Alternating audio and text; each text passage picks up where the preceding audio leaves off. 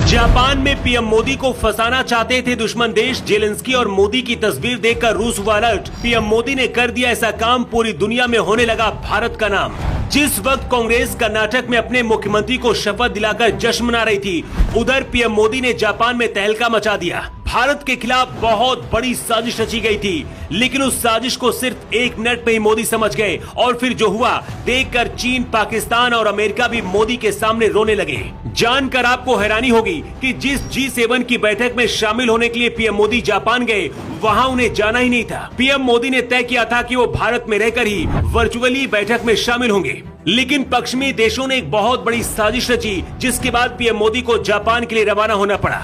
Japan से PM Modi और Ukraine के राष्ट्रपति जेलेंस्की की जब ये तस्वीर सामने आई तो पूरी दुनिया हैरान रह गई। सबसे ज्यादा रूस के राष्ट्रपति व्लादिमीर पुतिन परेशान हो गए। कुछ पल के लिए तो रूस को ऐसा लगने लगा कि भारत अब उसका दोस्त नहीं रहा, लेकिन मोदी ने तो पूरी तस्वीर ही पलट कर रख दी। जापान के जिस हिरोशिमा में कभी अमेरिका ने परमाणु बम गिराए थे, उसी हिरोशिमा में जब मोदी पहुंचे तो भारत के नारे लगने लगे। लेकिन भारत के दुश्मनों को क्या पता था कि मोदी भारत से बाहर रहकर भी शांत नहीं रहेंगे। आपको याद होगा, 1 महीने पहले ही यूक्रेन की उप विदेश मंत्री इमिने भारत आई थी। इस दौरान भारत की उन्होंने तारीफ भी की थी। ये भी कहा था कि हिंदुस्तान में होने वाली G20 की बैठक में यूक्रेन को भी बुलाना चाहिए। तब बहुत ही समझदारी से एस जयशंकर ने पूरे मामले को संभाल लिया था, लेकिन जेलेंस्की सीधे पीएम मोदी से मिलना चाहते थे। ये चाल किसी और की नहीं, बल्कि दावा किया जा रहा कि पश्चिमी देशों ने ही पूरी रणनीति बनाई है। दरअसल पूरी दुनिया को इस समझ में आ गया है कि पुतिन को अगर कोई रोक सकता है तो वो सिर्फ मोदी है, इसलिए जेलेंस्की मोदी की शरण में आए। लेकिन सच तो यह है कि जेलेंस्की कोई समाधान चाहते ही नहीं है। ये सिर्फ एक धोखा है और मोदी को फंसाने की बहुत बड़ी कोशिश थी।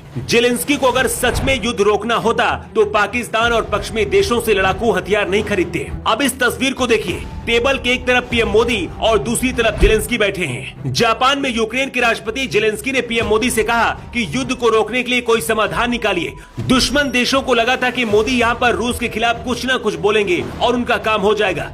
इस तस्वीर को देखकर एक बार तो रूस में बैठे पुतिन भी हिल गए। पुतिन को लगा था कि भारत अब उनसे दोस्ती तोड़ देगा, लेकिन कुछ मिनट में ही पीएम मोदी ने एक बार फिर से साबित कर दिया कि कुछ भी हो जाए, रूस के लिए वो किसी भी देश से लड़ सकते हैं। इस बैठक में पीएम मोदी ने सीधा जवाब देते हुए जेलेंस्की को कहा, हम पूरी मदद करेंगे और जो भी भारत से हो सकेगा वो करेगा। लेकिन ये सब कुछ क्यों हो रहा है, इसकी वजह भी आपको बताते हैं। अमेरिका सहित पश्चिमी देश ये चाहते हैं कि भारत किसी भी तरह से यूक्रेन को अपने यहाँ होने वाली G20 की बैठक में बुला ले। अगर यूक्रेन को G20 की बैठक में शामिल होने का मौका मिलता है तो भारत विरोधी देश मिलकर रूस के खिलाफ मोर्चा खोल सकते हैं। पश्चिमी देशों की यही प्लानिंग है। दावा किया जा रहा है कि इसी प्लानिंग से मोदी को जापान अचानक बुलाया गया, लेकिन पीएम मोदी ने भारत के दुश्मनों के अरमानों पर पानी फेर दिया। सबसे बड़ी विडंबना देखिए कि जब मोदी को जापान में बड़े बड़े देश घेर कर बैठे थे और पीएम मोदी भारत की ताकत दिखा रहे थे, इधर कांग्रेस कर्नाटक में सिद्धारमैया को मुख्यमंत्री की शपथ दिला रही थी और पीएम मोदी के खिलाफ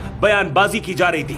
लेकिन पीएम मोदी ने जापान की धरती से एक बार फिर से हिंदुस्तान का सीना गर्व से ऊंचा कर दिया है। वैसे जिस तरह से जापान में पीएम मोदी ने अपने मास्टर स्ट्रोक से भारत के दुश्मन देशों को जवाब दिया है, उसे लेकर आपकी